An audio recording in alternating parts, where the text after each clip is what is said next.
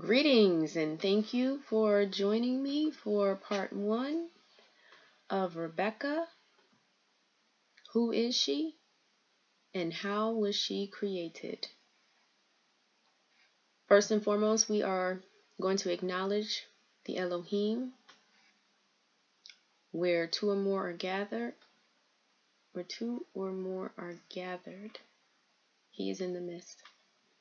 And I merely ask that he lend us his ear, that he provide me with the guidance of the knowledge and the wisdom with the understanding, so that I may move forward diligently in presenting and telling and creating this piece. And so with part one is actually titled Plausible Deniability. Plausible Deniability. And at the beginning of each section, which will have different chapters or chapters that are within the sections, as I have so decided to format this work.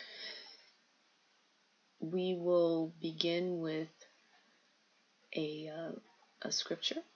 We will have a scripture, and then subsequent to the scripture, there will be a poem that is originated by me, the author, Rhashea Lynn Harmon'El, and then we will begin to delve into the details of the story. This is my audio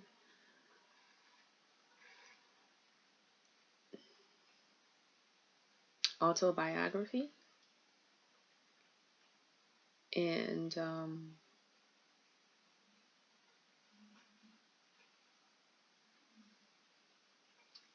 let us begin. So we are going to begin by reading from the scripture of Isaiah. Okay, we're going to read actually Isaiah chapter 44. That is going to be the beginning, because this is a work that is dedicated, while it is dedicated to my grandfather, it is also dedicated to all the indigenous peoples that Yah spread throughout the four corners of the world. And with that, to begin, I would like to actually read what Yah actually says about his children, Yasharel. And in the book of Isaiah, chapter 44, quote, "Yet now hear, O Yaakov, my servant, and Yasharel, whom I have chosen. Thus says Yahuwah that made you, and formed you from the womb, which will help you. Fear not, O Yaakov, my servant, and you, Yasharum, whom I have chosen. For I will pour water upon him that is thirsty, and floods upon the dry ground. I will pour my ruach upon your seed, and my blessing upon your offspring. And they shall spring up as among the grass, as willows by the watercourse. One shall say, I am Yahuwah's, and another shall call himself by the name of Yaakov, and another shall subscribe with his hand unto Yahuwah, and surname himself by the name of Yasharel. Hallelujah. Hallelujah, hallelujah, hallelujah. As I explained to you before, the L at the end of my family last name is El, because I am the daughter of Elohim. Hallelujah. And acknowledging that the Elohim is my Avaya, and that I am a descendant of Yasharel. I carry his name. All praise, all praise, all praise. Hallelujah. Okay, I'm getting excited, but I have to remember where we are, and just remember that this is an audio book, okay, that I am creating with you, and I am excited about this. So let's get started. This is part 1, and so the second part is a poem that I wrote, and that I actually sent to a friend.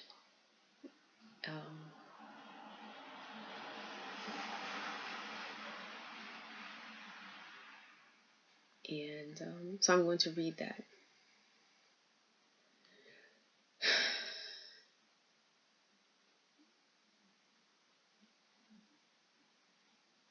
For part 1.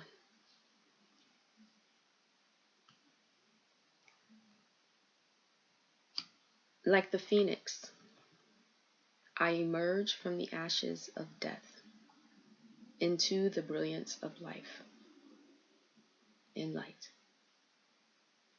The poison transformed and baptized me, and now my calling is as received as fresh, smooth, clean, cold air inhaled and felt, and all of those unrevealed and unaccessed parts of you that some spend their entire lives sleuthing and never find. That feeling no man can gift, buy, sell, or steal. It is merrily intimate. It is abysmally personal. It is the reward, the highest degree that empowers you to sit in the fire and remain intact, unblemished, uncharred, unblackened, and yet emerge, illusionally appearing as you were, however, transformed forever. Part 1 is titled Plausible Deniability. We are going to begin with me showing you and letting you hear the interview, the most recent interview, titled Penn Museum, City of Philadelphia, to investigate the MOVE bombing remains. In the introduction, I mentioned the MOVE bombing and its relevance or significance to my deciding to actually write this book, okay? And so we're going to begin part 1, titled Plausible Deniability, with you listening to what has occurred recently, okay? And here we go. My new money goal? Refinance, free of cash.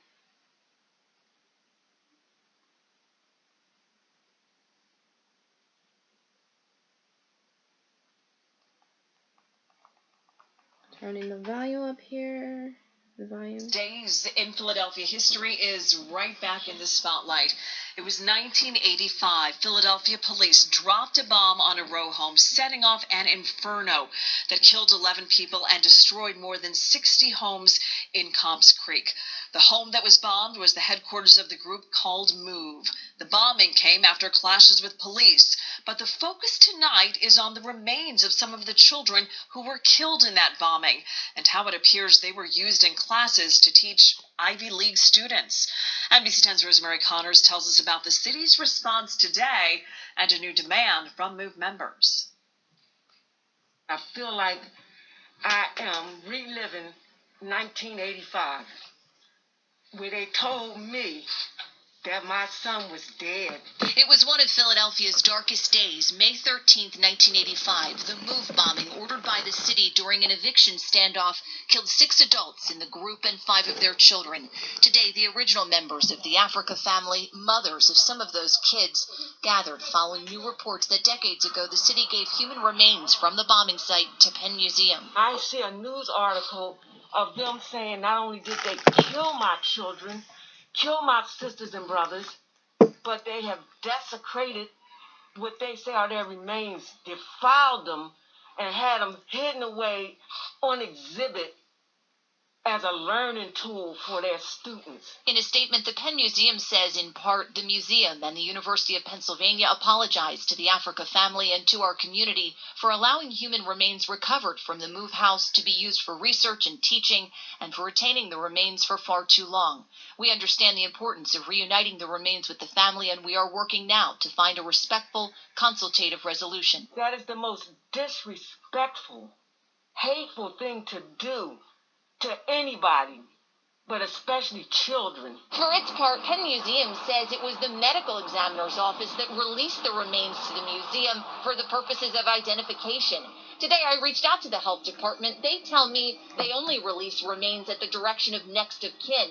And so they are now investigating how this happened many years ago. Penn Museum tells NBC 10 the remains were entrusted in the care of Dr. Alan Mann, a Penn and Princeton anthropology professor who has not responded to our requests for comment. There is no demands that they could meet to rectify this situation. Nothing. Janine and Janet Africa were in prison during the MOVE bombing when their children died.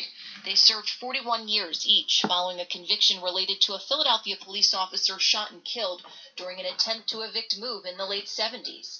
One of their longtime supporters, Mumia Abu Jamal, is serving his own life sentence for an unrelated police killing. If they want to do anything to show people that they are sincere about resolving this situation with MOVE in the city, let Mumia out. He's still alive. 36 years since the bombing and the fallout still smolders. Remember, those women were in prison when this... Okay. Part 1. Plausible deniability.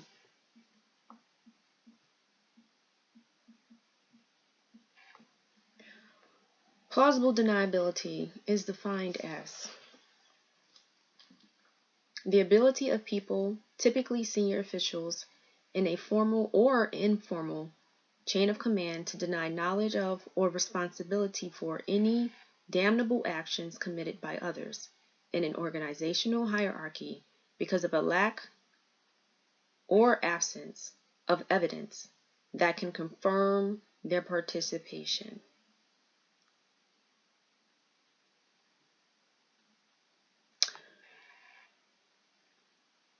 We'll end the definition there, and let's begin by discussing the events that happen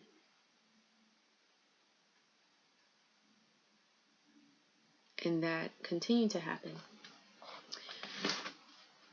in the city of Philadelphia at the command of their elected officials, authorized by their elected officials,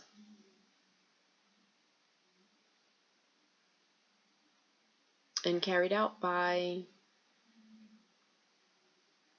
their subordinates, by those elected officials themselves, or by hired goons.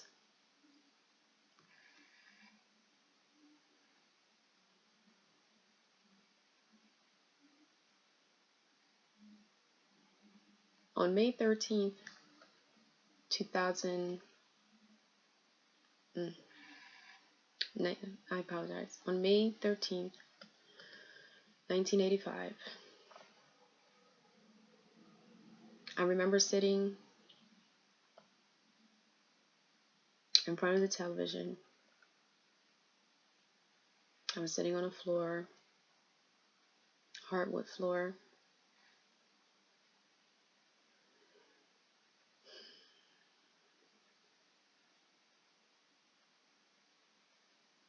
Watching the events unfold.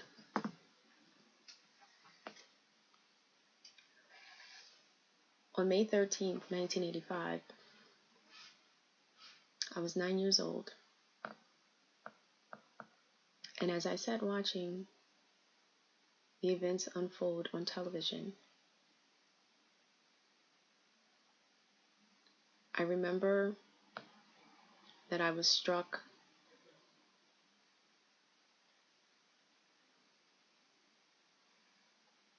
still.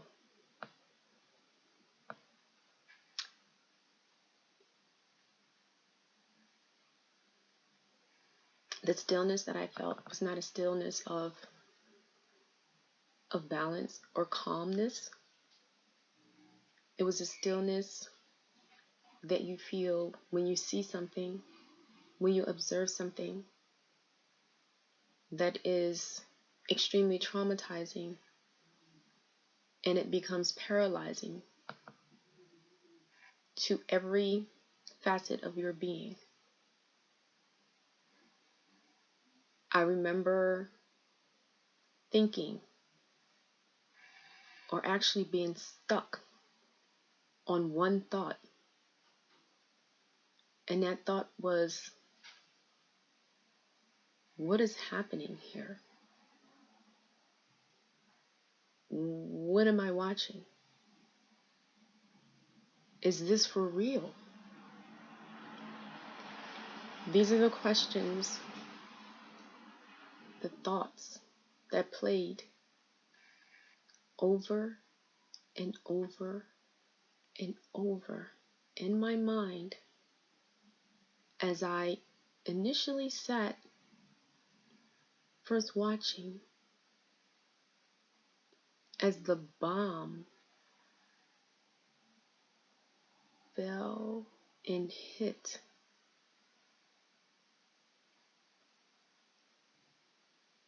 the house, and there was an explosion, and there was fire, reddish orange flames burning, smoke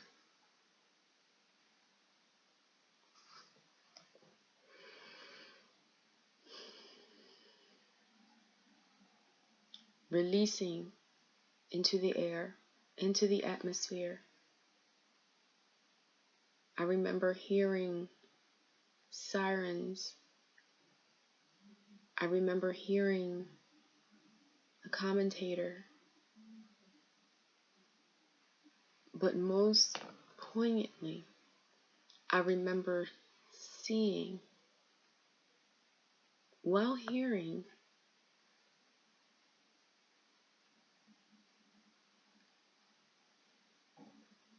that the Move people had just been bombed. As I sat watching, I remember sitting in the living room, because this is where the television was,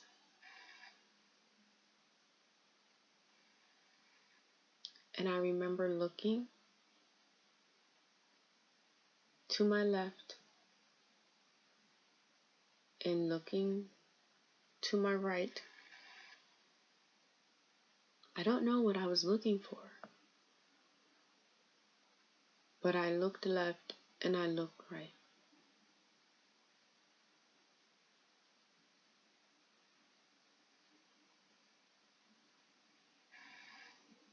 And then I looked back at the screen and I thought,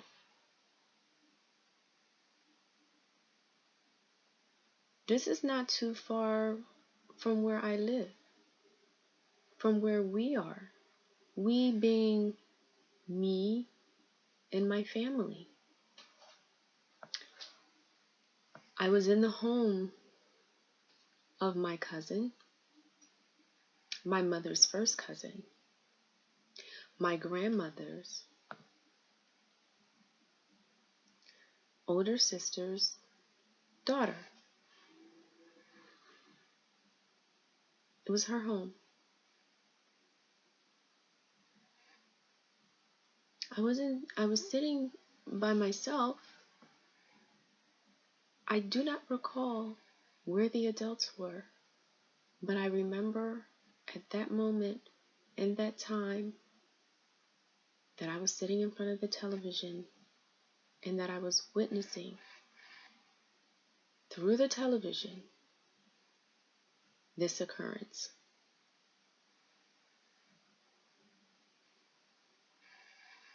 Shock.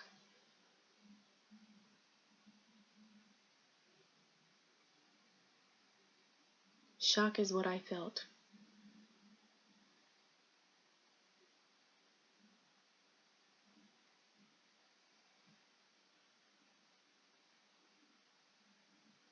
Shock full of stillness. Shock that had rendered me still. As if to say, pay attention.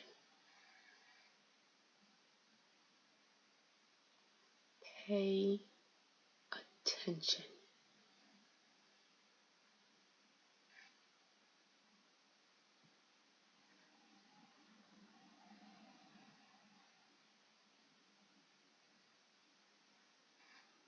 In my mind, I also thought to myself,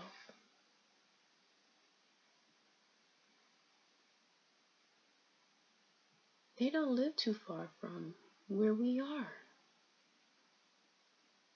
This is what continued to play in my head.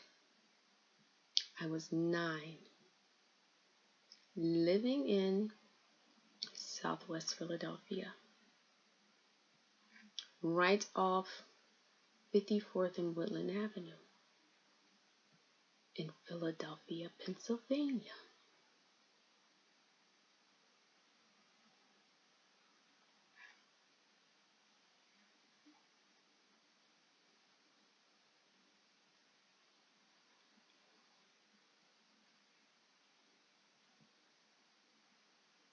Now, while I did not know at that time exactly where Osage Avenue was, I had an idea. And not only did I have an idea,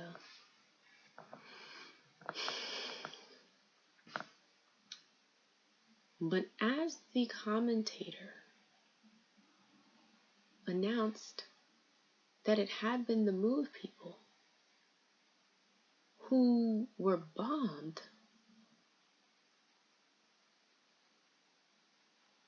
a vision of those people flashed before me. And what I mean by this is that these were people who I had seen in the neighborhood, walking around in the neighborhood.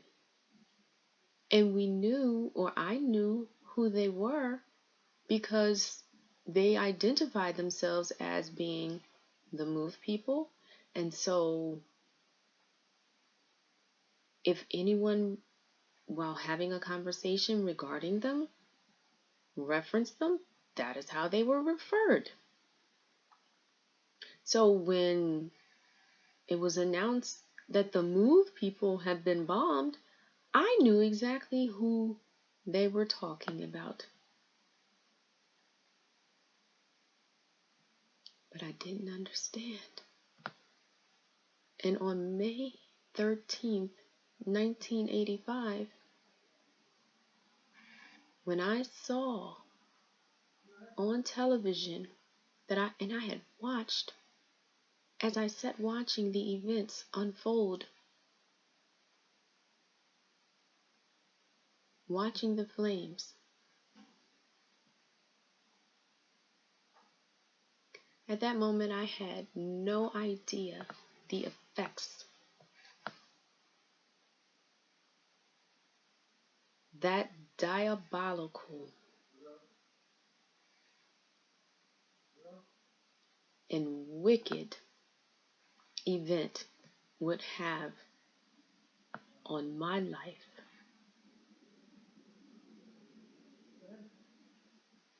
Throughout my life.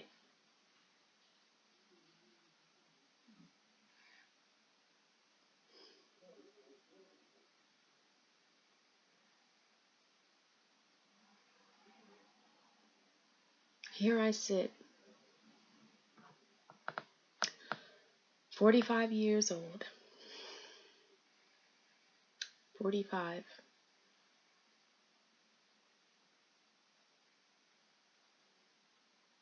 It is the year 2021.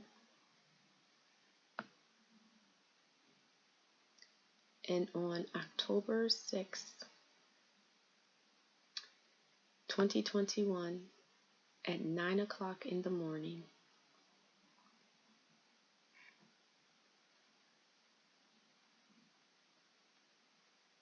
the asset at 1361 South 46th Street, Philadelphia, Pennsylvania,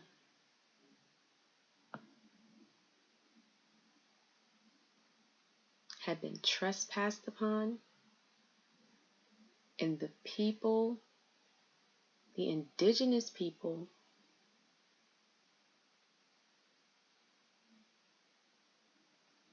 on the premises, on the private consul premises,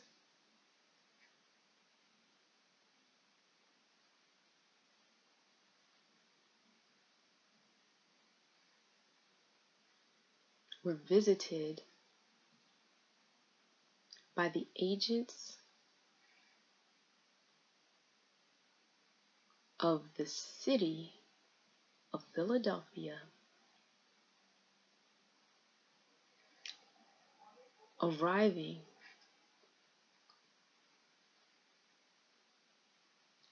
tactical uniforms with a tactical helicopter. I could hear the helicopter as I heard the helicopter on May 13th, 1985, flying above.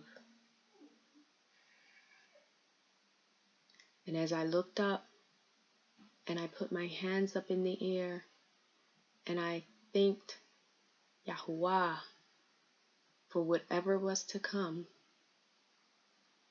I remembered, and I said, I shall be the sacrifice. I shall be the sacrifice. And I remember 4 individuals who walked up. First there were 4, and they had on bulletproof vests. They were wearing bulletproof vests, had their badge numbers on, last names to identify. They showed no badges. They showed no documents. And the only thing they said was, we are here to do damage. We are here to do damage. I stood in the front yard of the Assets, 1361 South 46th Street. I raised my hands to the heavens and I began to pray to Yahuwah. And as I prayed,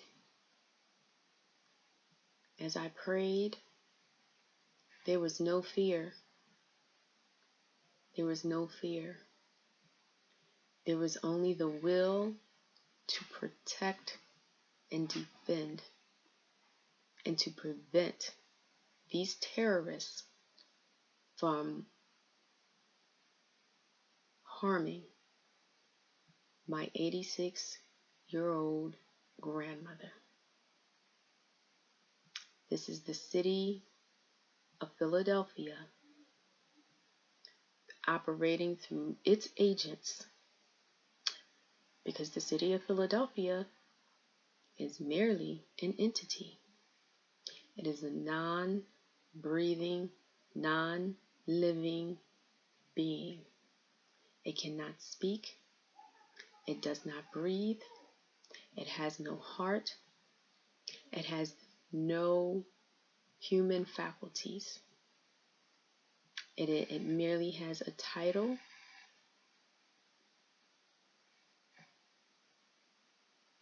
through which its charter gives it existence. That is it. But these agents who arrived operating on behalf of the city of Philadelphia were there to do damage. And so I prayed, and I was told that they did not care. This was repeatedly stated as the Aboriginal Chief Marshal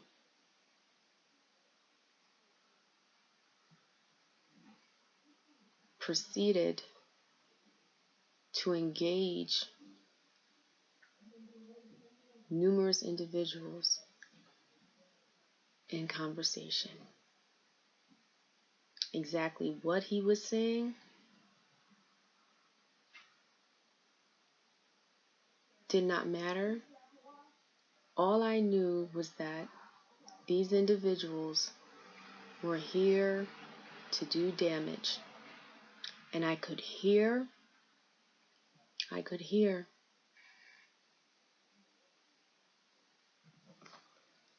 the alleged new owner, the individual who had stated that he had purchased said asset at a sheriff's foreclosure, indicate, and I quote, "I do not care about 300 years of your history.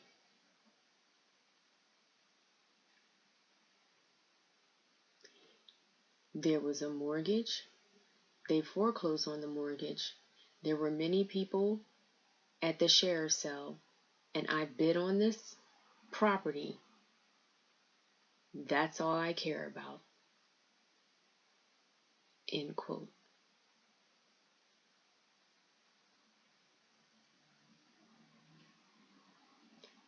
I stated, this is private property. This is property that belongs to the consulate. This is private property that is in trust and protected by our nation's government. as a mantra, the words "I don't care" rippled throughout the ethers as backup was called for reinforcement to cause damage to the asset 1361 South 46th Street and the alleged occupants and John Does. To them, we did not exist. To them, they did not care. To them, an 86-year-old woman, her daughter, and her granddaughter, myself, were to be eradicated so that the property could be turned over to an entity, a developer, who was interested in developing University City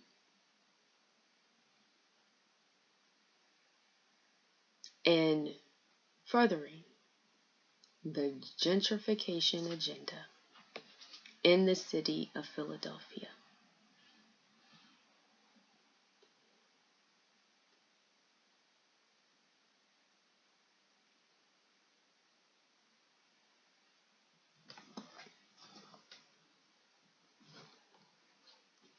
The events that occurred on May 13th, 1985,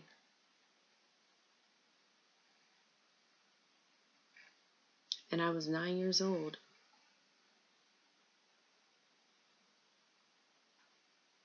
That was the only time I heard anything of any significance regarding the murder, the slaughtering of those indigenous people who call themselves the Move people who look like me. The shocking stillness that resonated within me was because I felt at that age the hatred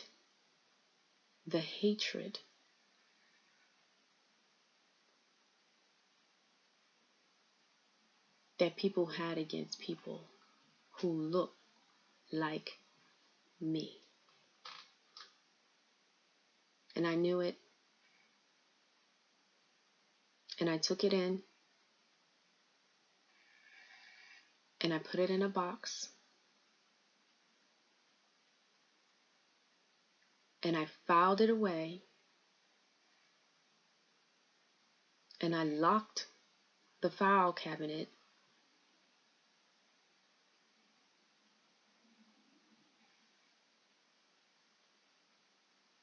and I never looked at the file again.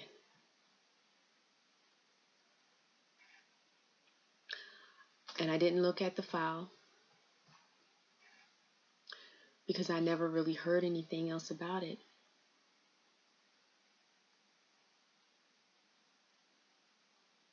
There are events that took place in my life thereafter, but it was like, it was an aftermath, it was an afterthought. It happened in the city of Philadelphia, and no one talked about it. No one mentioned it. People died. People were killed. People were brutally murdered by people who were supposed to protect them. These are agents of the city of Philadelphia who dropped a bomb on then citizens, residents of Philadelphia. And no one cared. No one cared. The bomb killed children,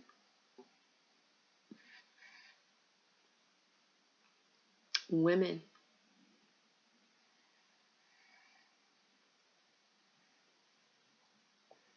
and destroyed an entire block. That's what happened.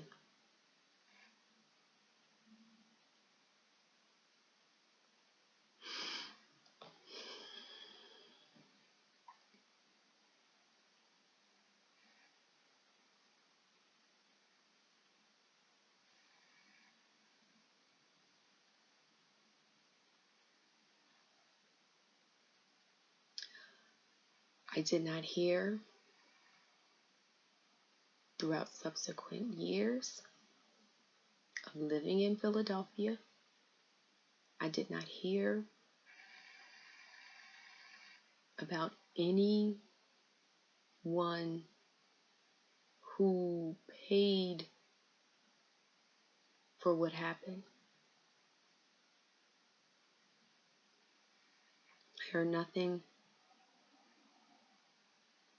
There were rumors and whispers that the mayor gave the order. Yep. But I was 9. And then, of course, I was 10. Puberty was upon me. And the issues of becoming a teenager began to outweigh the deaths, the murders that I saw happen.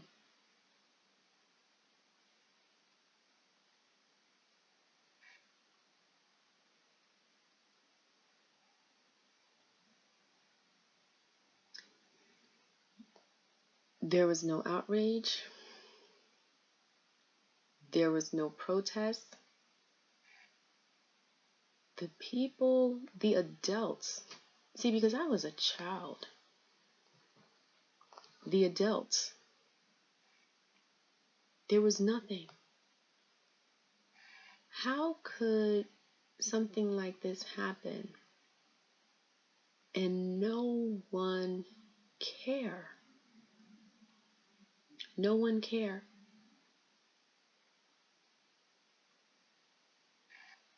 The neighbors, did they not care? You know, there is some static, and I'm calling it static because it was in the background.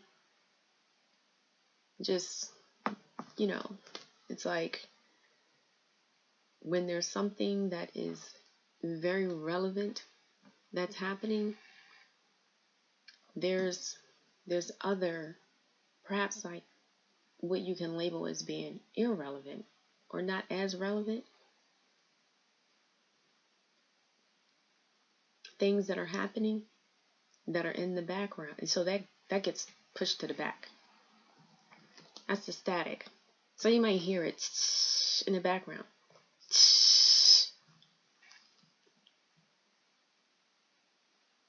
But it wasn't at the forefront. What I was focused upon was what I saw happen.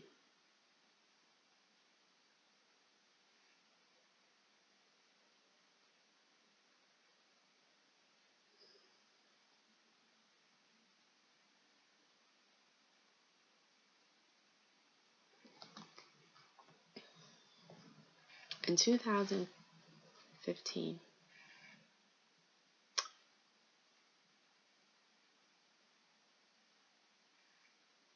there was an incident that I was involved in, primarily involved in. Again, found myself in a situation that was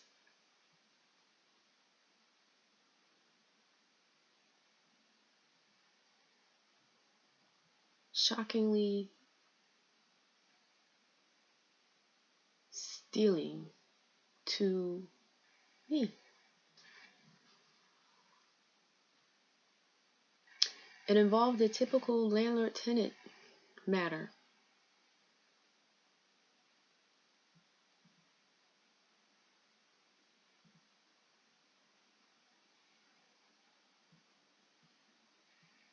Typical landlord-tenant matter that procedurally, according to the City of Philadelphia's rules and according to landlord-tenant laws, should have been dismissed due to the fact that the landlord was unlicensed. But, in the city of Philadelphia,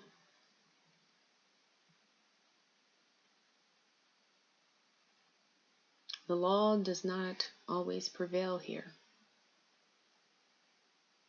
In fact, the law rarely prevails here, especially in landlord-tenant court.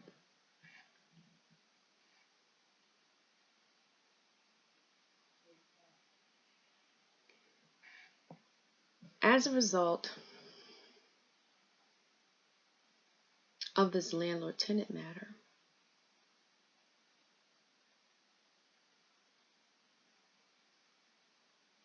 and certain events that transpired thereafter, which shall later be discussed,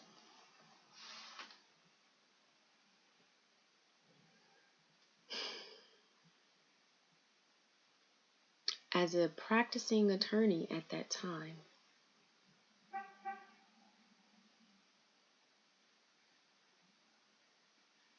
I was called for arbitration. I arrived.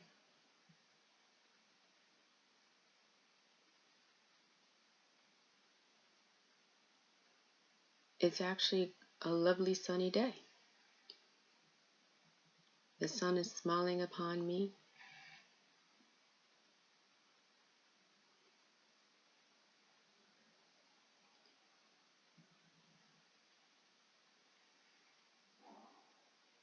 It's a day a little different from days in the past where I've arbitrated, because it's after my May 18th arrest for entering my condo.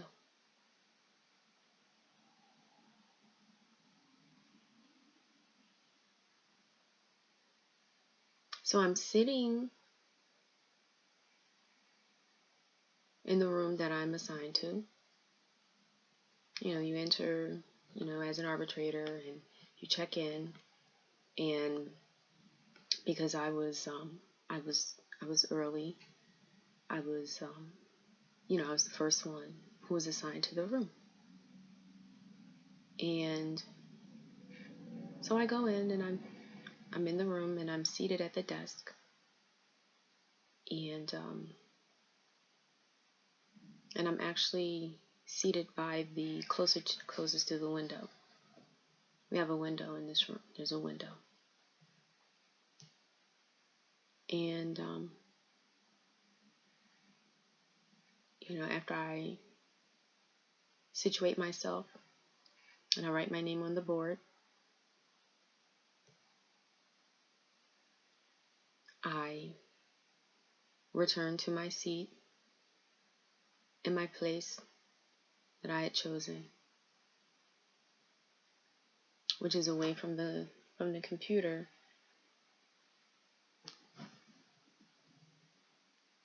when I arbitrate, I am never interested in being the lead arbitrator.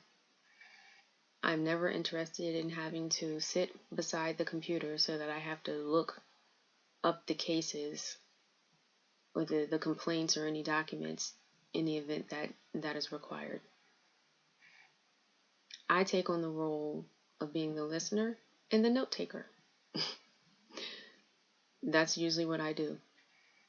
I sit and I want to focus on the facts as they are presented so that I can apply the law. And so that's the position that I have always taken. So I'm seated by the window. And as I am seated, I remember that I had pulled out my tablet as well as my journal. I had a journal. Now I use it, and before I could actually start documenting,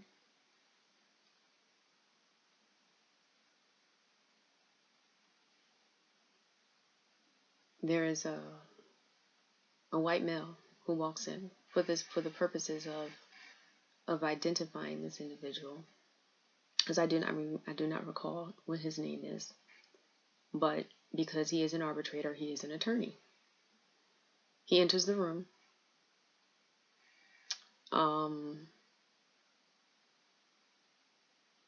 And he introduces himself, and so, as with many of the Caucasian male race, he begins to talk about himself. They love to talk about themselves. This is something that that is just that I have come to expect. This is what they do. He enters the room. He sees that I am there. And he begins to, after, of course, he introduces himself, he then begins to talk about himself. However, on this day, it was quite interesting how, since it was so close to the events that had occurred, I found it quite suspicious that when he entered the room, he began to talk about the bombing of the Move people. Now, what do you think about that? If you were me and someone entered the room and just out of nowhere, you don't know them, you had not had any prior conversations with them, nothing, and they just started telling you about their life and how and the topic of discussion is the Move bombing. And I'll get to what's even more important than that. But the topic is the Move bombing. What would you think? I'm not making this up.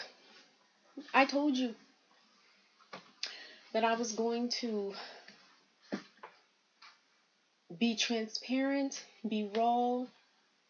There's no editing. There are no cuts. I am here and I am telling you that this man walks into the arbitration room, introduces himself, and proceeds to have a discussion with me. It actually was more like a monologue, because it wasn't really like he was having a conversation with me. He was really just talking about himself. But this is the topic he chose to share with me.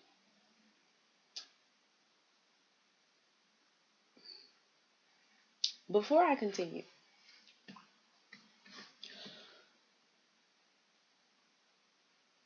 I have to say that I noticed in my life how at different times in my life, for whatever reason, people have felt very comfortable talking to me. And I'm not just talking about just having chit chat, striking up conversation just for the sake of striking up conversation. In fact, I'm talking about individuals who feel comfortable enough with me to actually confess without, like I said, I was sitting there minding my business. Oh, how naive of me, right? You're probably wondering, or perhaps you're having the thought that was going through my head. Because the first question that went through my head was, is he an agent? I mean, of course, all descendants of colonizers are agents, whether they realize it or not. However, I was actually literally talking about the ABCs. Is he an agent? Is he an agent who was sent here by one of the alphabet agencies? FBI, CIA, whatever. DEA. I'm just saying. The matter didn't involve drugs, but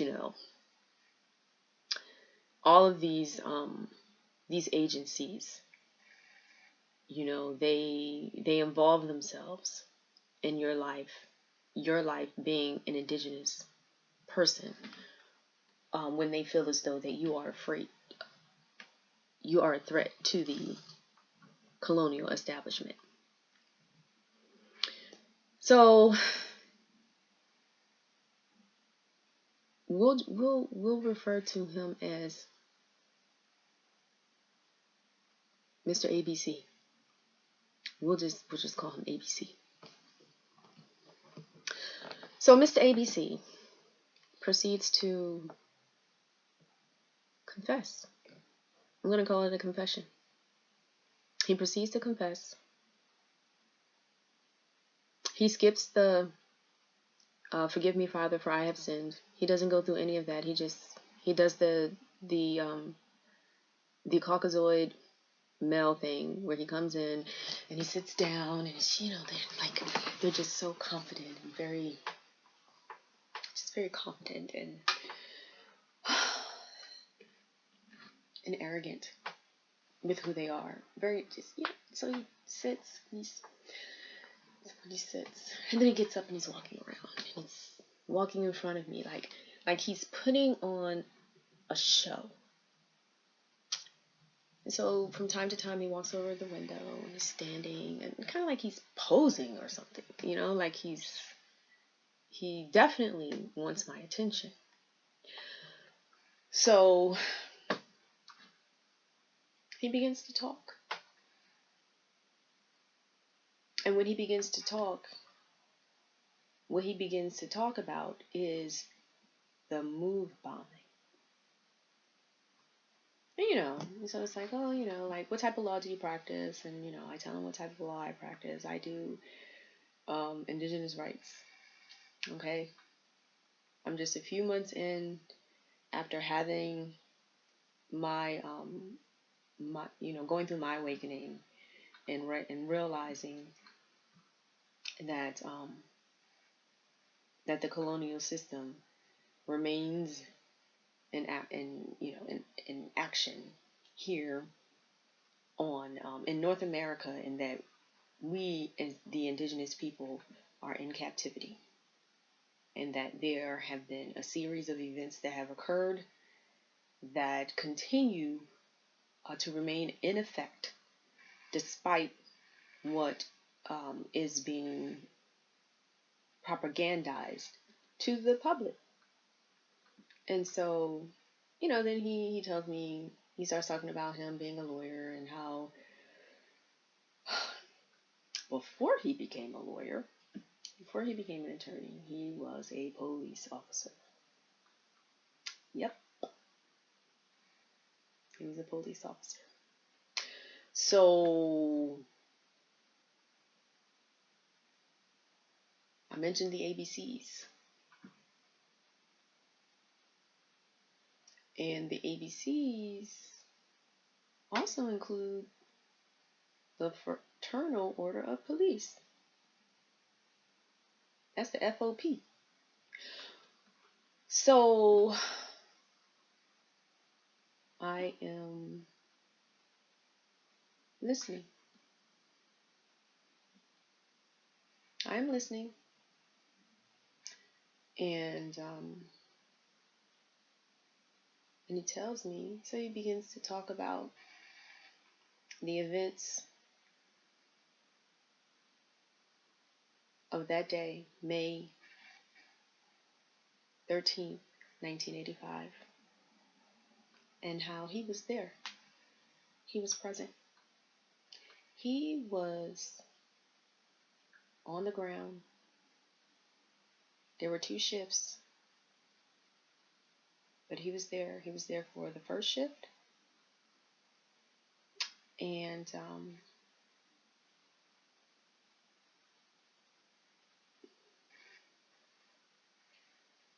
when there was a changing of the guards, so to speak, he was not present to be released or relieved, and so he actually was there. He was present for the first shift and the second shift. And what I mean by he wasn't present, it was there was a sign-in sheet. Everyone who was present was supposed to sign in and or sign out, once they left. And so he's present, and he's around when the phone call comes through. You're like, what phone call?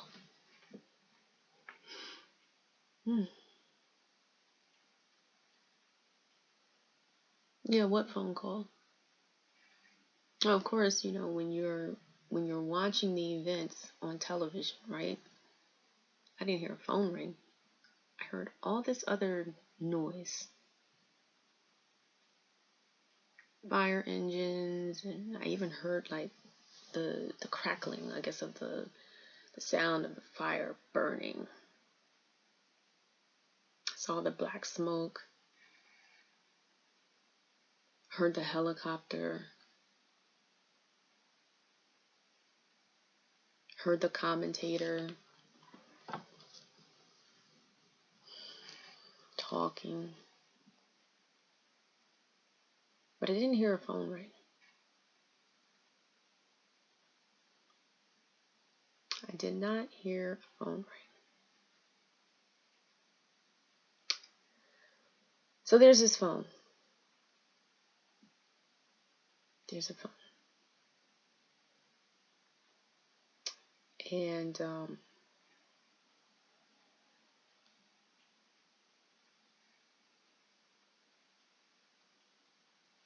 he's standing there. He's present.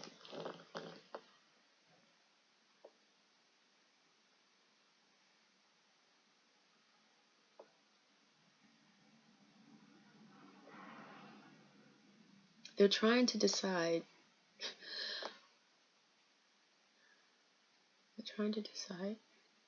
That is an inappropriate way to describe what is happening.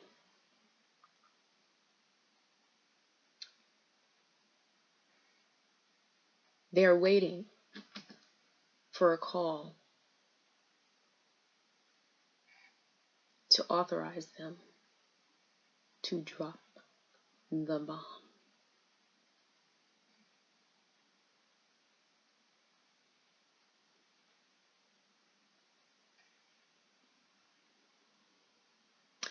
when the call comes through,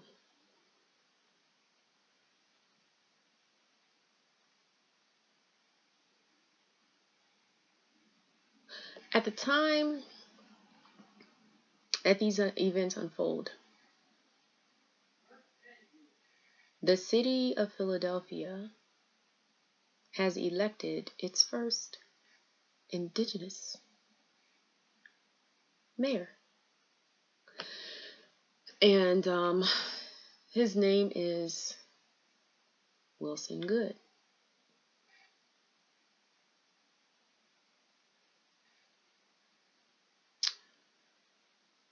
When the call comes through, remember, this is his confession. I'm labeling it his confession because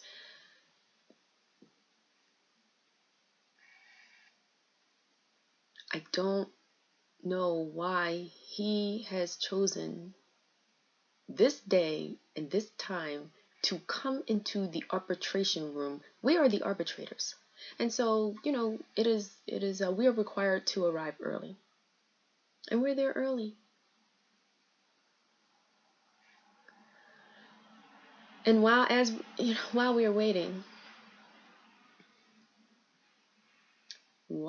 are waiting, for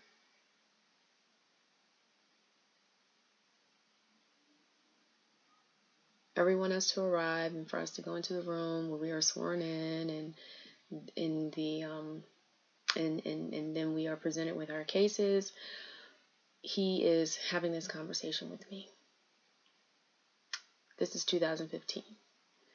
I have to go back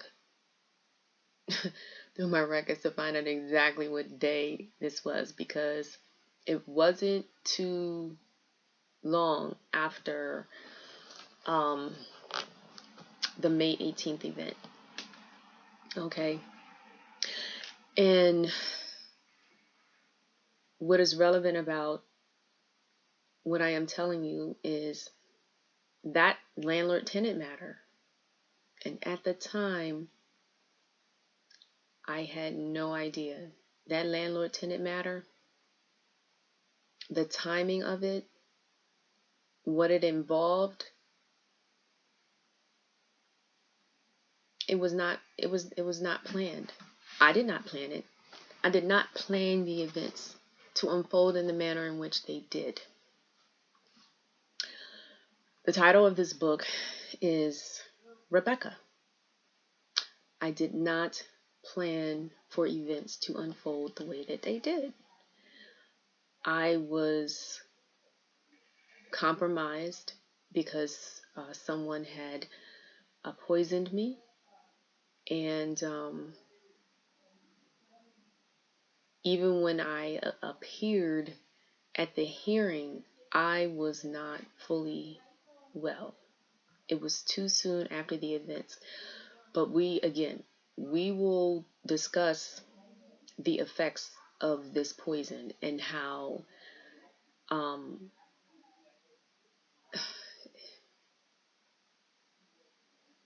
it was a slow kill.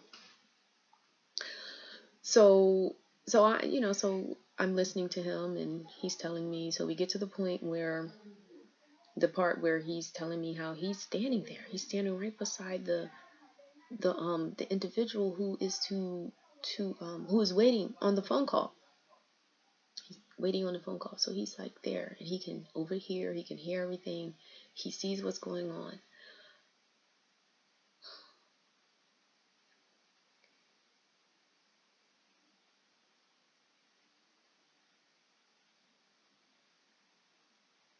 Before I continue, because this is an audio bio, I need to reserve all my rights. I should have done that in the beginning. I am reserving all rights. And I am invoking the fair use for the video, okay? In the event that anyone wants to claim copyright infringement. These matters are for educational purposes. the presentation of that, because it is very relevant to what it is that I am discussing, and in events that have happened in my life. So with that, I am stepping out on faith.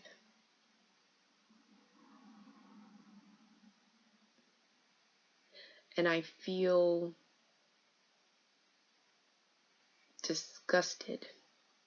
There is a feeling in the pit of my stomach that is disgust regarding the circumstances that were revealed to me. Just not even in detail, but just the lies that were presented to the public regarding what happened, and just the plausible deniability.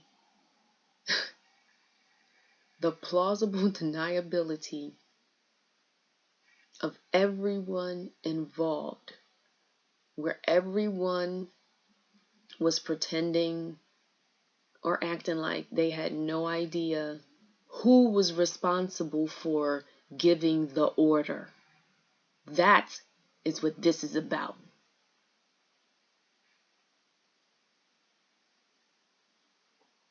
And it's interesting how you know something, but you know it, and you don't have any way of proving that what you know is the truth.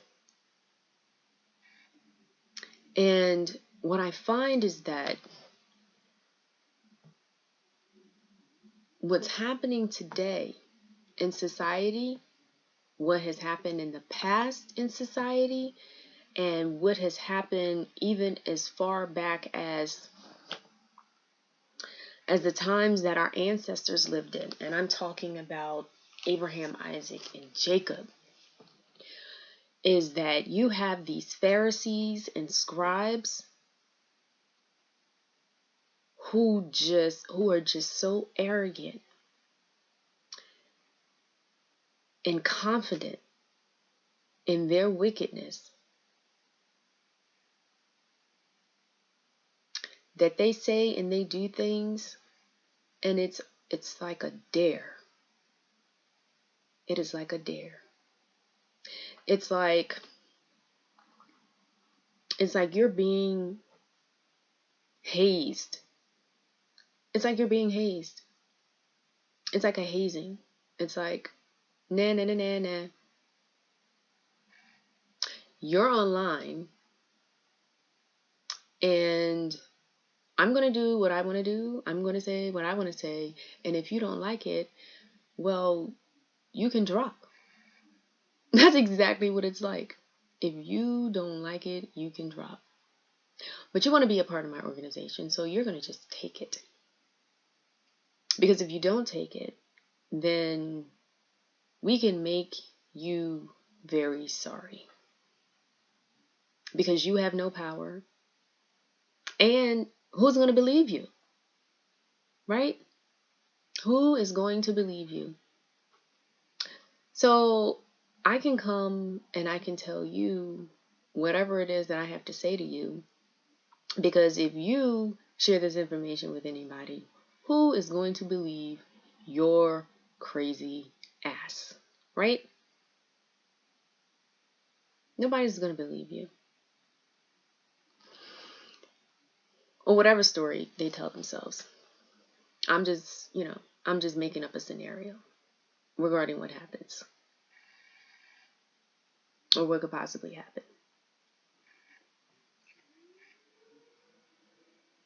So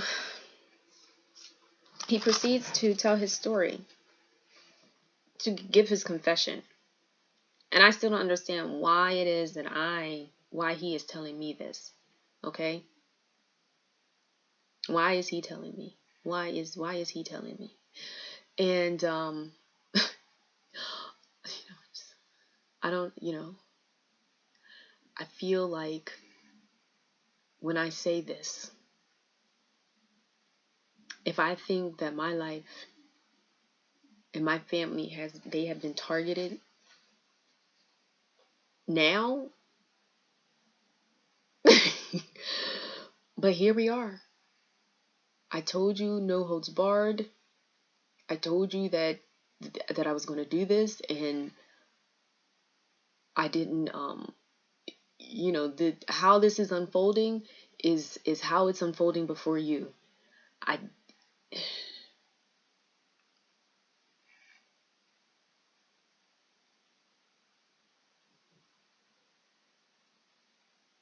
He was standing there when the order to drop the bomb came through. So at the time, this I do remember, there was, I guess, conversation or controversy around who was responsible, and that was like as far as anything went. And I guess because there was this cover up, and there was all this deniability that occurred. There were everyone who was involved, who could have, let's just say everyone who could have given the order, was denying that they actually gave the order.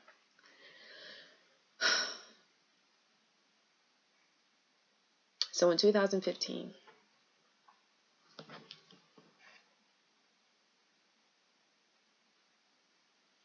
I'm an arbitrator, waiting, sitting in a room with another arbitrator. It's just two of us. The third arbitrator has not arrived yet. And I am being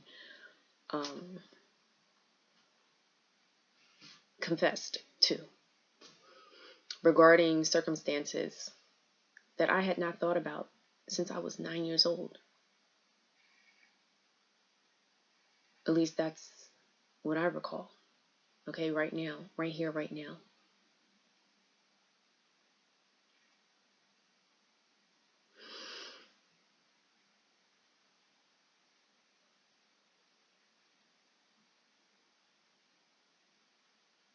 I am attentive. I'm listening.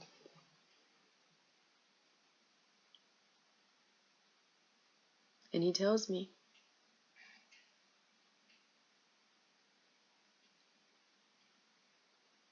Wilson Good gave the order. It came from the mayor's office.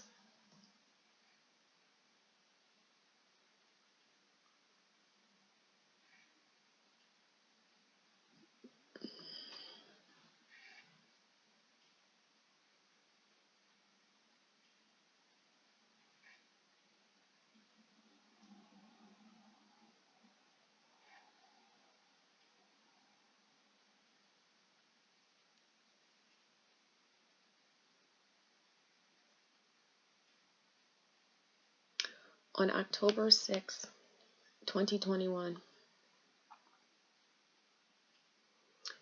there were a series of events that took place that led up to the unlawful eviction of, they don't even have the names down because they remove the true identity of the individuals who actually were listed on the public deed. But as far as the transaction, the private transaction that took place, wherein the private deed was purchased by the trust with silver currency, they were unaware of that because when my mother and I went to the recorder of deeds office, they refused to record the deed, the transaction. They refused to record it. And as a result, there was no record, no public record in their office regarding that particular document and the transaction. In fact, when we arrived at the recorder of deeds office, there was it's so interesting how other events in my life, other things that have happened, they begin to unfold, just like my observing the bombing of the Indigenous people. And but the individual working in the Recorder of Deeds office was an attorney. He was an attorney. Prior to the events of 2015, I had no idea that so many people working within the legal, this colonial system were attorneys. I mean, I'm not talking about people who are actually out here practicing law. Many, like the clerks, the administrators, the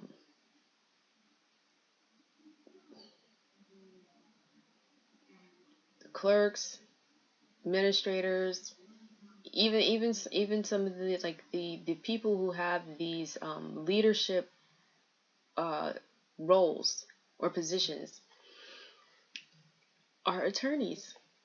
He was an attorney. And so what he said to me was, he took the document, mind you. He took the document that we presented to him and requested for him to record, and he said that he had to send it to their legal department. It had to be reviewed by the legal department. Is that policy? Is that a part of the Recorder of Deeds office policy?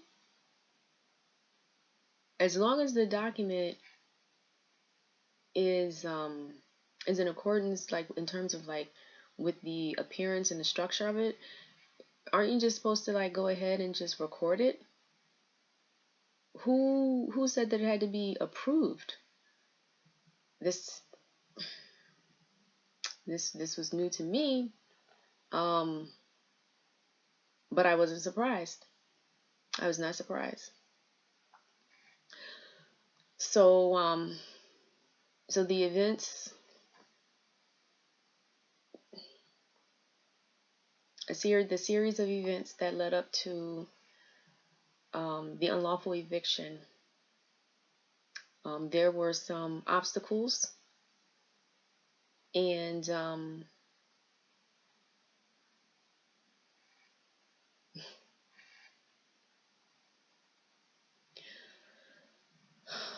wherein we were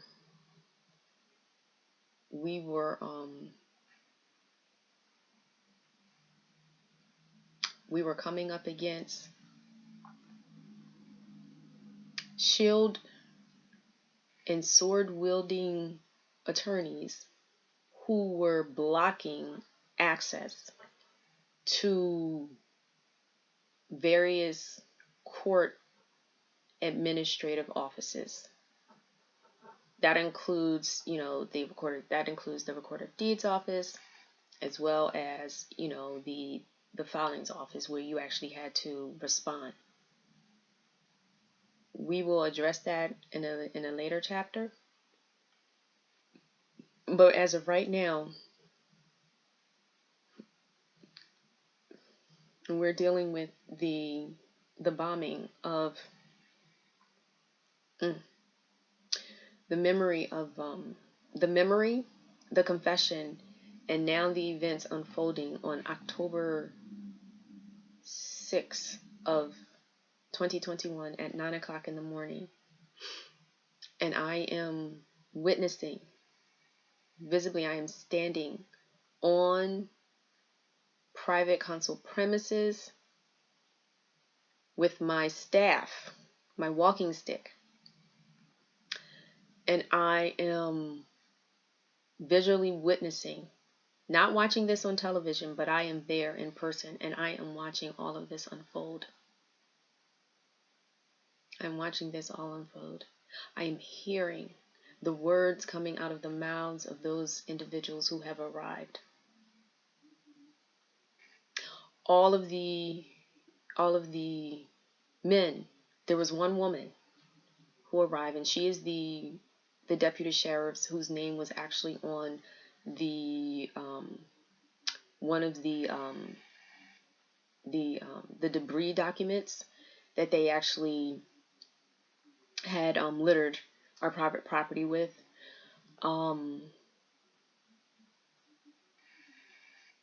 It was the eviction notice, which declared that they were going to be arriving, and based upon that notice, I had inquired through correspondence whether this was a declaration of war. I don't know what made me, it was the language of the document. And leading up to that date, conversations surrounding what had happened to the indigenous moved people and how the city of Philadelphia agents dropped bombs on indigenous peoples. The history of this city and its agents, the history in the city created by its agents is a very hateful relationship that exists between the agents and the indigenous peoples here. And so this was a conversation that we were having amongst ourselves, and as a nation, we wanted to be certain. We wanted some type of confirmation, verification regarding what their intentions were, because that, that trash that they left on our private property was laced with so many implications, so many. And so I inquired as the JC, the JurisConsul, and the individual who was responsible for, the operations and control of the Sui Yure tribal court. It was my responsibility as that individual, but it was also my duty and responsibility as the granddaughter of May McLeod and the daughter of Vera Jones. These women were this is my blood. And from the very beginning, regarding this property, this land, these attorneys, including the bar association and the city, along with the agents of the city, all the agencies involved, every agency, including the agencies who they indicated were supposed to be there to help you if you had any problems regarding, or you were facing foreclosure.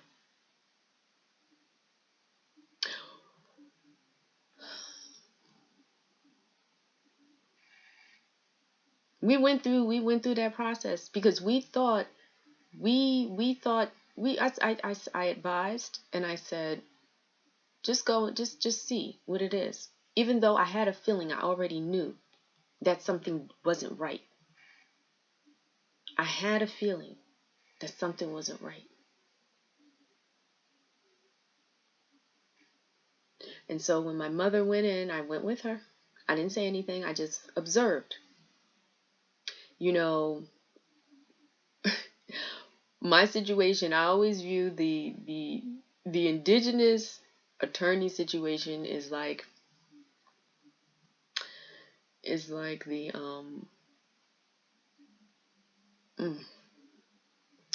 let me see. 1 second. I gotta get because I want to make sure that I get the name right here, because this just came up. Remember, this is live. It's live. And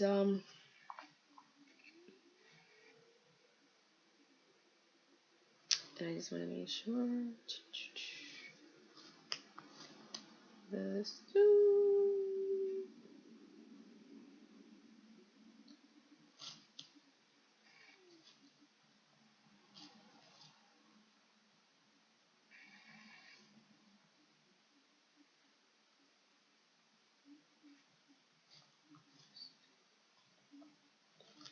There's something.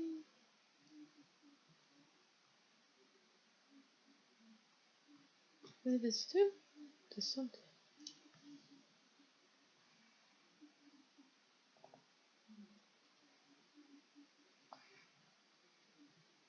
This food. Let me see here.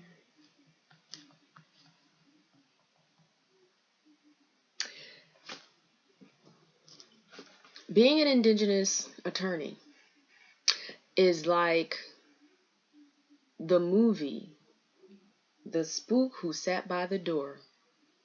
If you don't know this movie, if you are unfamiliar with it, I advise you to watch it. It's very informative about us, and what the ABCs think about us and how they treat us.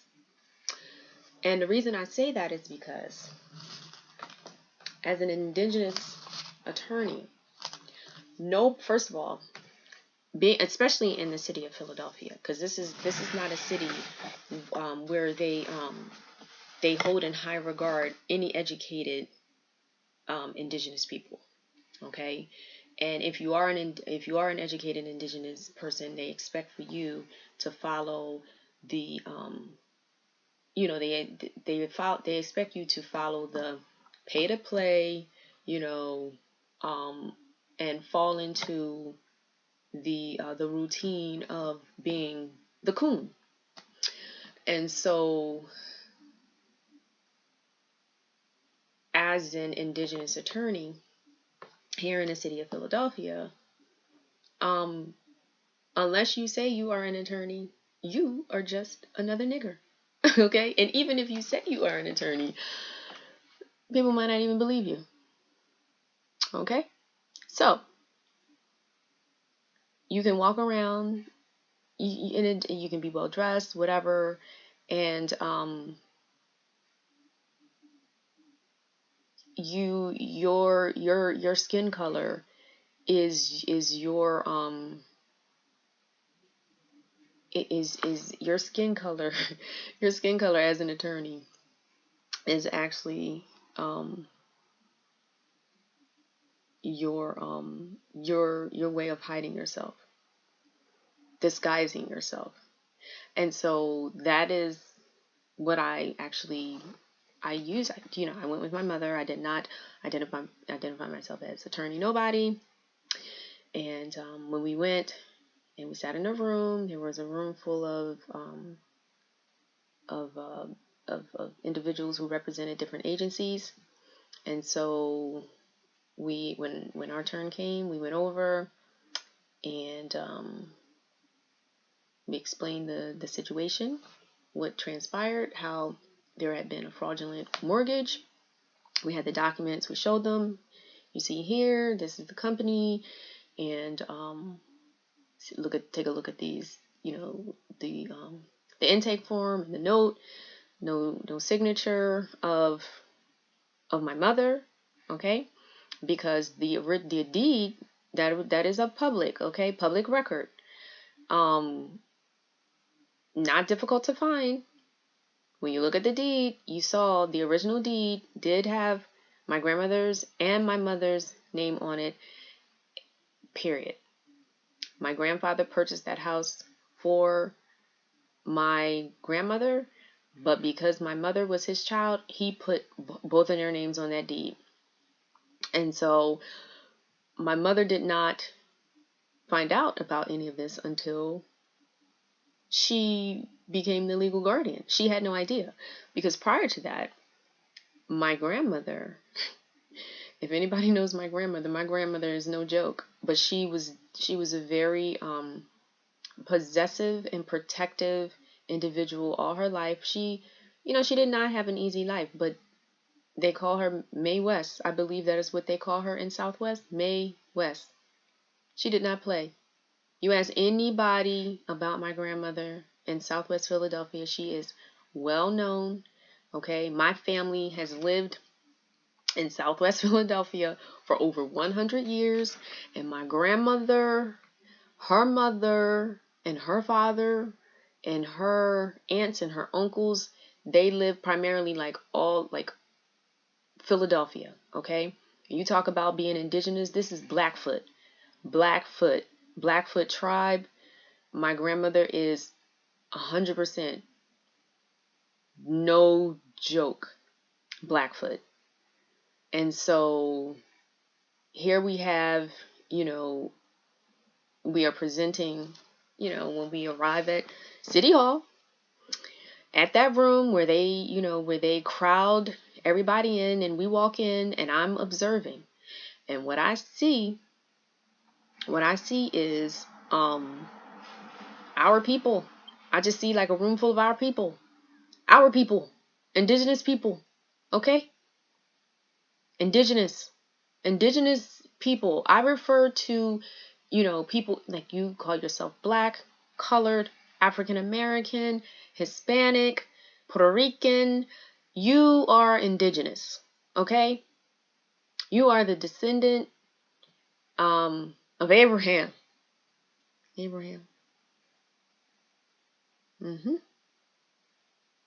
Or at least from Shem, from the line of Shem. There's a difference between us and the Hamites and the Japhites. Okay, so that being said, I observe the agencies, all Caucasoids. Okay, all Caucasoids. They're there. All right. So I just tell my mom, so I'm there with her, and we're going through the process, because I'm like, I don't know the process, so I'm about to learn the process. Okay, best way to learn is to go through it. So we are there together, and we sign in, and we go over to the table that they sent us to, and we share with them what has happened, and we are informed that she says, well, I can't help you with any of that. The only thing I can do is help you make a payment. Cha-ching! The only thing I can do is help you make a payment. But I thought you were here to help me with the issue that I have. I'm having an issue because somebody is trying to steal, at the time, my mother's house. She's looking at her, we can only help you make a payment. I was like, whoa, wait a minute. Okay. That's, room full of people who look like us, whose properties at that time, I later learned that there was a foreclosure issue happening in Philadelphia. Real estate agents were on the rise. This was like a movement. Properties were being stolen, and I do mean stolen.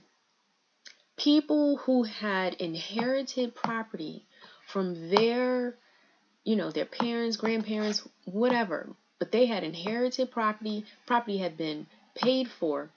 You had maybe like generations of families living in different homes.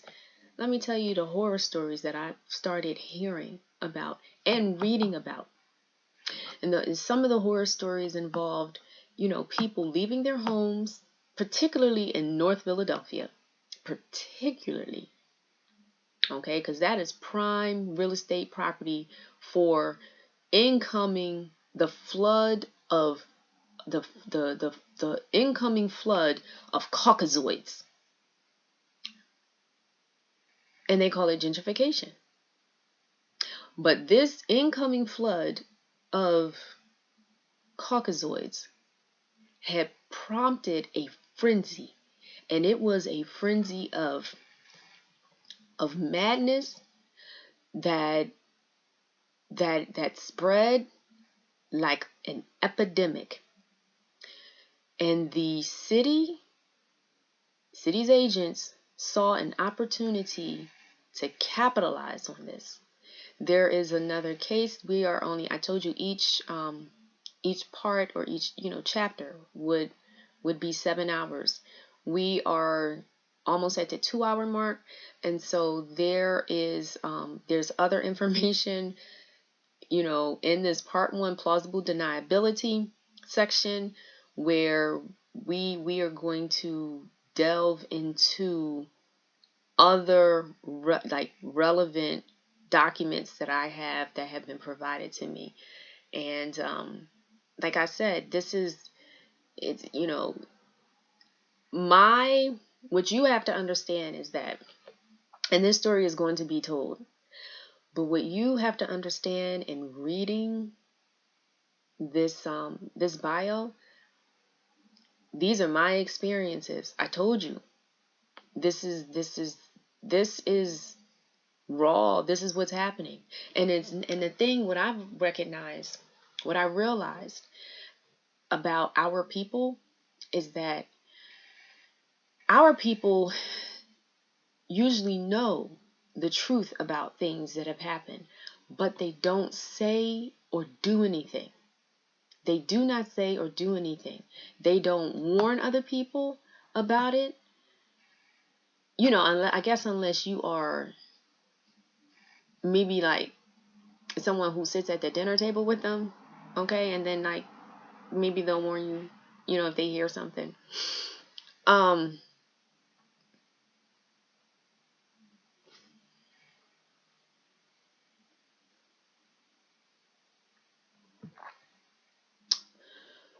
But let's get back to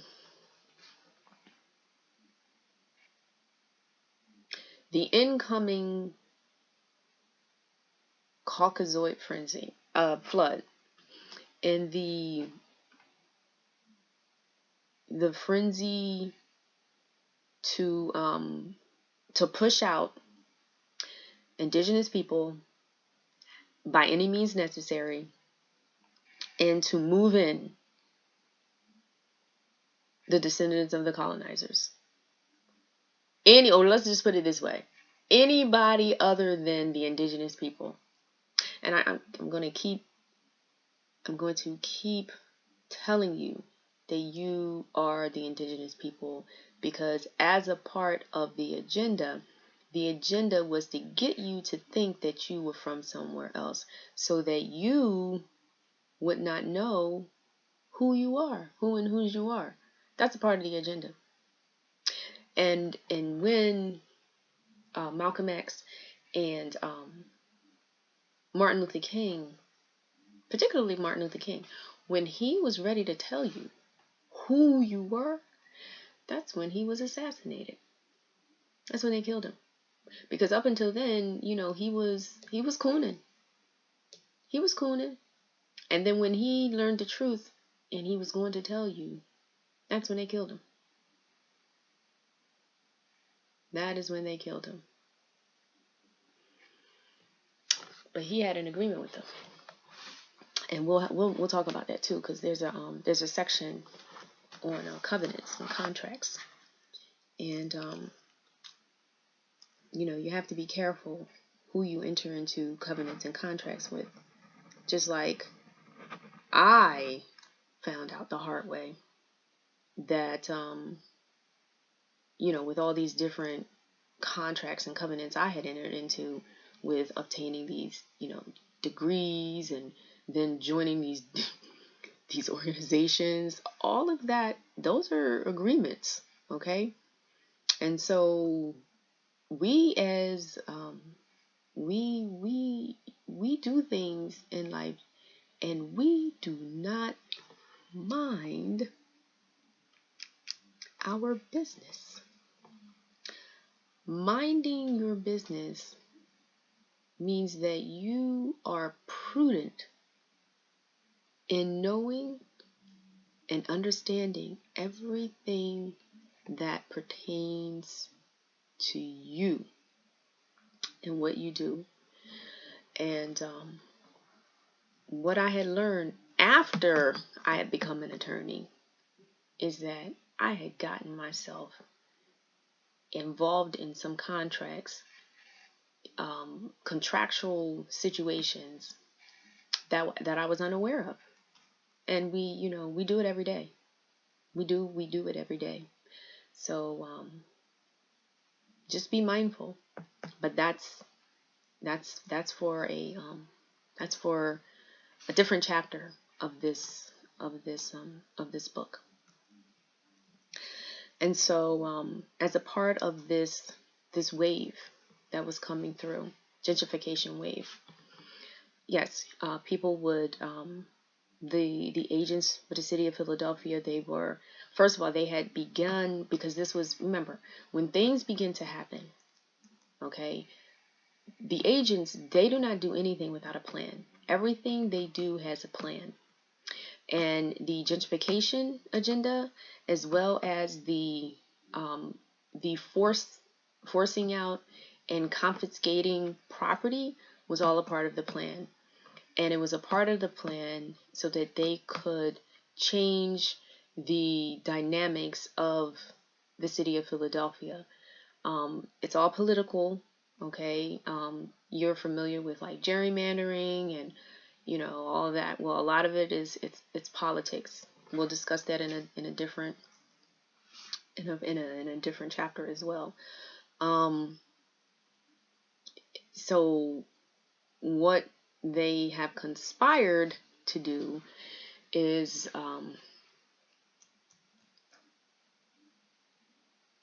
to take land once again from the indigenous peoples. This has been an ongoing and continuous strategy that the colonizer has utilized, the colonial operatives have utilized, since they established the United States. Even before that, when they set up the colonies and they staged a coup against the king of the UK.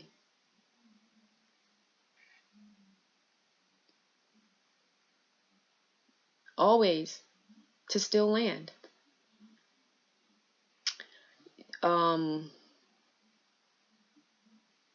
We will address that particular treaty in the plausible deniability part 1 section of this book. It's it's a lot. There's a lot that remains relevant today regarding the acts that are committed. But our people are too busy being distracted and violating Yah's law, statutes, and commandments, killing each other and doing other awful things to each other, engaging in all types of abominable acts. And I say that because you have no idea how much our Elohim loves us. He loves us so much. He wants to reward us, but he cannot reward evil with good. So, the magnificence, the awesomeness of our Elohim is beyond words that I can express in English. Hallelujah. And so, back to the forcing out of indigenous peoples. Once again, the real estate, became, it was in high demand. So, and not just the real estate, but the land also. See, because what you don't realize is, even though something may happen to your house, the structure that's actually on the land, you also still own the land. But what happens is the majority of people, when something happens, like there's a fire or something, and in this case, when the agents for the city of Philadelphia were intentionally going in and setting it up so that people's homes would be demolished. Okay, like people would leave and they would go wherever they would go, and they would come back and their homes were gone. All right. They were doing that knowing that our people don't know enough that even if the structure isn't there, you still own the land. So the land, that's the structure. And we're not even going to get into Aboriginal ownership of land and how that's why the United States, anything like all of the structures that they build on our land also belong to us. Not that we want it, but that's a whole nother course, and that's not what this book this book is about. Let me continue. I shall continue, and if you choose, you can research that on your own. So that was happening, and I know going back as far as I think it's 2010. So I have to get these articles also so that I can present them in the next segment that I do. The next 2-hour segment that I do. 2 or 3 hour segment that I do. But articles involving fraudulent foreclosures. Okay, happening all over. It's not just happening in the city of Philadelphia, but there are organizations, there are entities, specific entities, okay, that have been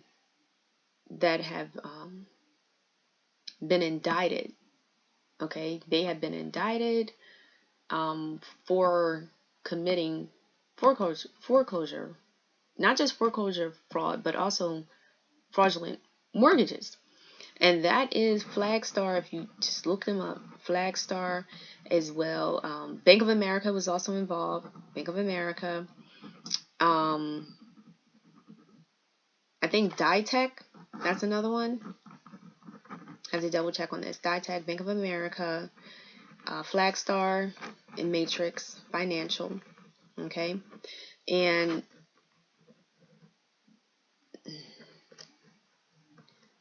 I know there's one off the top of my head that I'm missing. I don't know why I have M&T, but I have to double check. I don't want to say anyone who is not within the records that I have. So, like I said, I have committed 7 hours to each chapter or section, and so that information it's going to be revealed. And so these things are happening, and it is known. The Department of Justice had several cases that were actually settled even before the my grandmother, okay, allegedly entered into a mortgage with Flagstar and Matrix Financial. Flagstar, okay, Flagstar was the actual bank, and when we became aware of the fraud and we ceased the automatic deductions from my grandmother's account, because we did a financial accounting. It was there's a video that I'm going to include some of the information from that interview with my mother in this. So this is why there's the audio video, so you'll be able to hear all of this and watch as I am writing this book. But the book is actually going to not be exactly the same as the audio, because there are other there are other interviews and other information, including like some pictures that I'm going to actually include in the book. So that's just a little side note. really trying to stay on point and make this as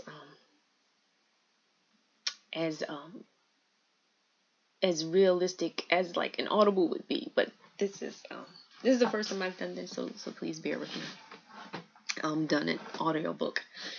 Okay, so that happened, and then there was also some situations wherein landlords were engaging in like their own methods for evicting people. Now the eviction laws in different states, different states have different laws regarding the eviction process. I know in Philadelphia you have to go through landlord-tenant court, but that does not mean that that doesn't mean that that the landlord is not going to be able to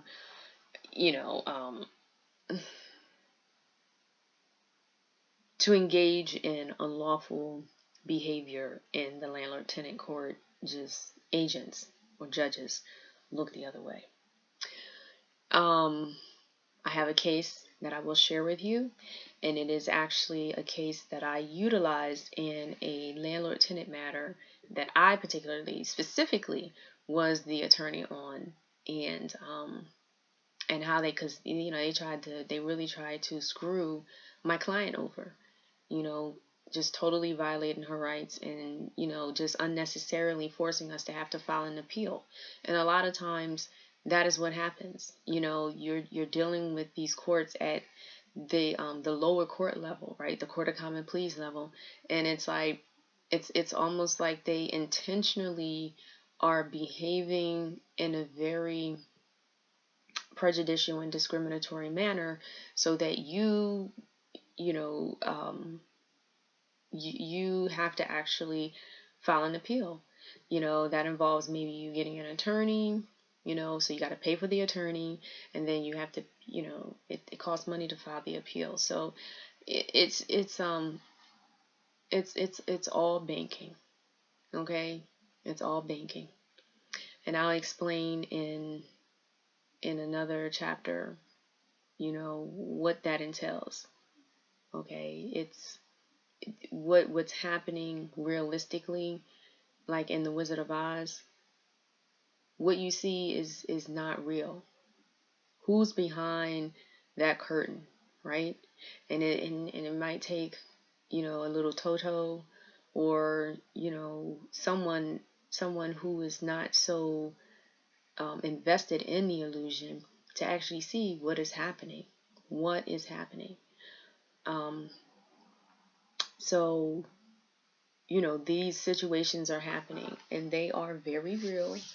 However, because of the level of incestuous entanglement and perverting the legal system, there is a substantially high number of individuals who just use plausible deniability as their response to any of this that's happening. They just deny it. They try to label you as just being crazy, insane, just really just out there, and all along knowing that they are responsible, and that these acts that they are being accused of are intentional acts that have been designed for them to profit. It's all about this. It is all about this. In all of these situations, it's all about all of the participants capitalizing on on situations, circumstances, and creating events, theatrics, illusions, all so that they can profit. And so we are here because you must understand the situation that happened on October 6, 2021 at 9 o'clock in the morning was an orchestrated event from the very beginning, and that's going to be in another section.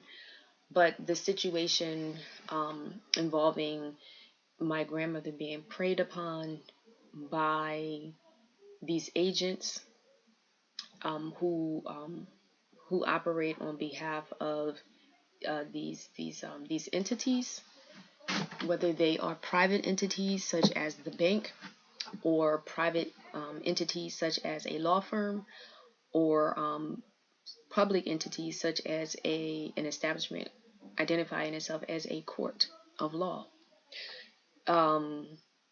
They, in order for an operation like this to exist, there must be collusion.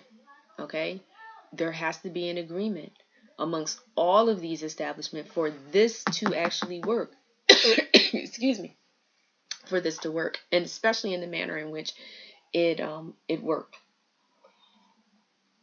or it ended up playing out. And so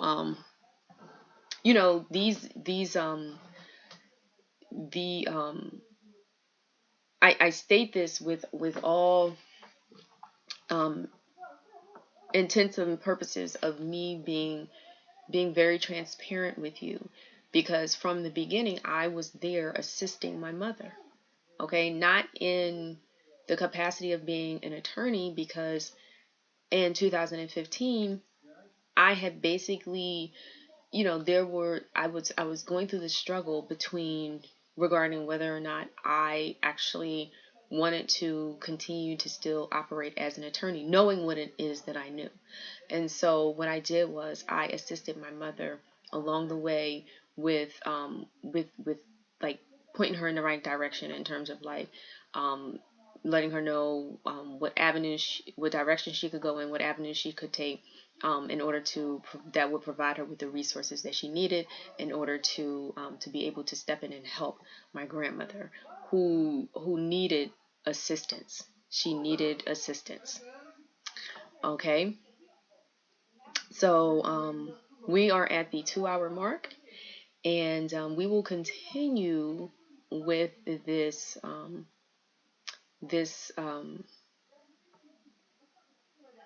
audio bio at another time. But I thank you for your time, and I hope that that the information thus far is book worthy. There's a lot more to come. Next go round, we are actually going to, I know I always say we, and that's because I'm so used to speaking on behalf of the nation. So even though you see me, because of my position, I always say we, because for the most part, I speak on behalf of the nation, in my position, as the JurisConsul, as well as the chief judge, for the sui jure court.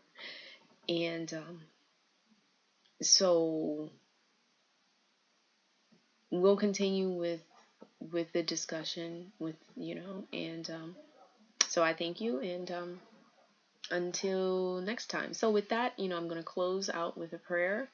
Abaya, thank you for lending me your ear, and if it is your will, we shall be able to pick up and provide our viewers with additional information regarding this particular part of the audio bio, and I just pray that the information, like all of the information that we need, that will help to shed some light into help with this part one, that that we're able to come across all of that information, and that because we are trying to produce a work that is acceptable and approved by you.